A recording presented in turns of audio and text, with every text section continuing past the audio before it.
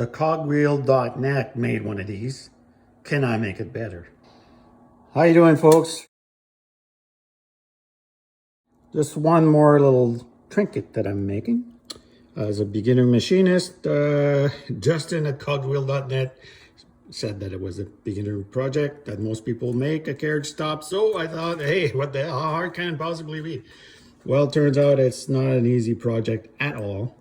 But it was fun because it really forced me to think and use precision machining practices.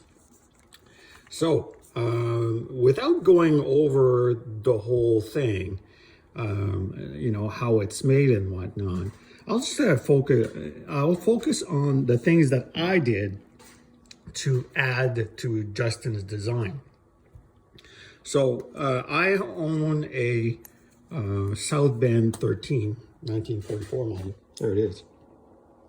And I wanted a carriage stop.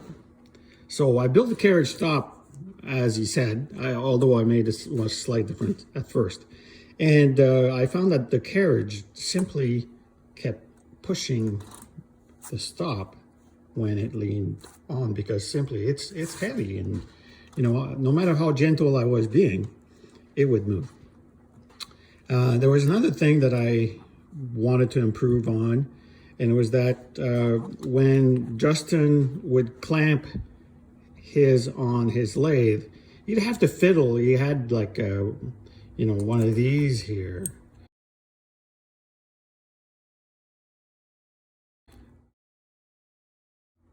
To crank his bolt into the carriage stop and then to squeeze onto the bedways. I didn't want to have to fiddle with that, so I made a slight change to that design, and I went with the knurled knob type bolt, the same threads and size he used. So what I wanted to do is I wanted to have a sliding mechanism so that I wouldn't have to mess around with trying to tighten something and line it up and then put it in there underneath the ways and then tighten it up. So what I did, quite simply, I made this slidey thingy and accommodated on the main frame for the bolt to sit into, and then of course machined this slot.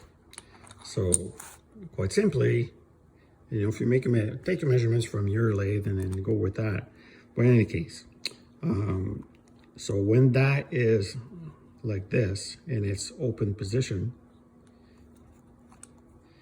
I quite simply, I can hook it on to my bedways, push this in, quarter turn of the knob, and she's locked down. The rest is the same as his. He's got this stop rod here. I used this mechanism and I timed it so that it would be parallel, parallel to the floor, therefore not interfering with this sliding mechanism. Now, but anyways, one of the things I found once I made this slide mechanism, that even though I allowed for the tolerance to squeeze onto the bedways, it was still getting pushed, as I mentioned. So I came up with an additional design. Under the bedway of my lathe, there's a rail, right? This rail right there. So I decided, quite simply, to use that to make it a positive stop.